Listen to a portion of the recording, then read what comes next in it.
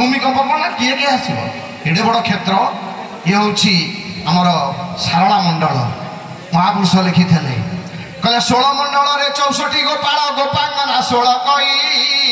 16 सरदार कली रे होइबे एथुआ नबाणी नाई महापुरुष अच्युतानंद दास कहले 16 सरदार ये भारतर ओडिशा देश को जगिकी रहिबे ठीक केही प्रवेश करि पारिबे नाही ताको ऊपर राजा रहिबे हमर स्वयं जगन्नाथ भाई आमे पुरी जाइछे ना जगन्नाथ कोठी डंगा पकेछथि कहिलो सइला सइला आमे देखि पारलनु महापुरुष लिखिले कहले तरेईर नाम जगुनायक तरेईर नाम जगुनायक नाम जानि से उपारी करे तो हेमंत नाविक खाउटी कूले फासी जाऊ अछि मुंभ जळे बोल आनंद कंद भगवान की सर्वे बोल आनंद कवार वेदुर वेद ध्वनि दैविक मंगल ध्वनि साधु श्री नाम ध्वनि गुणी गीता ध्वनि गंधर्व ताल ध्वनि नारीश्च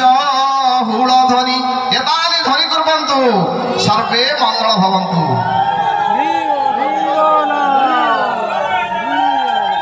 तेणु ये जो कथा माँ मानकर हुड़हुड़ी पावर केते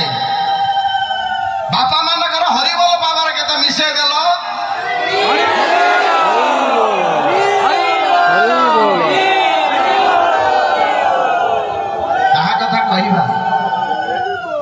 कथा कहवा आम पुरी जाऊे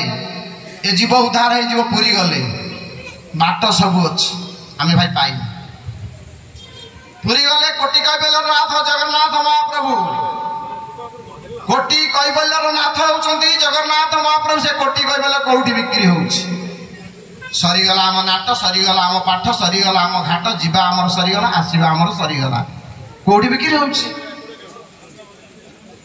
जणा ना भाई पुरी गले कौन खाऊचे अबड़ा अबड़ा आनंद बजार को पड़े गले 5 जन 7 जन जाइछंती गोटा बड़ कुड़िया आइले कुड़िया डालना आइले तरकारी आइले मयूर आइले बेसर आइले खट्टा आइले खीरी आइले 5 जन जाइछंती कौन कले देखले सेठी नेंबू बिक्री होची लुण बिक्री होची सेठी गागाजी लेंबू लुण ता साथ बड़ मंज पत्र बिक्री होची भाई आमे हिनी आइले ना नहीं पारी देले पारी दे दादर हजार दे 5 जन जगह कोथरे खाइले कदली पत्र खाइले ना हाँ ना नहीं से अबढ़ा ना बड़ा बड़ा आज्ञा बड़ा बड़ा है लाभ अबढ़ा खाई अरे कौन कहले प्रसाद रु महाप्रसाद आईची कौन कहले महाप्रसाद रु अबढ़ा आईची कौन कहले अबढ़ा रु कैबल्य आईची कौन कहले कैबल्य से निर्माल्य होईची जना नहीं रे बापा आमे ओडिया घर पुओ आमे कहूचे आमे हिंदू आम सनातन धर्म या सनातन धर्म नियम या भाई कहल क्या मुंडे गोटा हिंदू तो क्या मुंडे गोटे शिक्षा अच्छी अरे मुसलमान भाई जहाँ कर से कले आमर जो पूजा मेला होची यज्ञ होची कदली गछ पोतिया आम नेउचे ता मूल को काटी आनी आम बांधिक पोतुचे हाँ ना नहीं कौन कले आम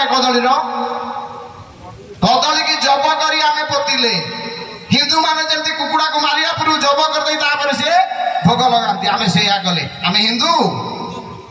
सत्य सनातन धर्म प्रतिष्ठा हो पार तो हम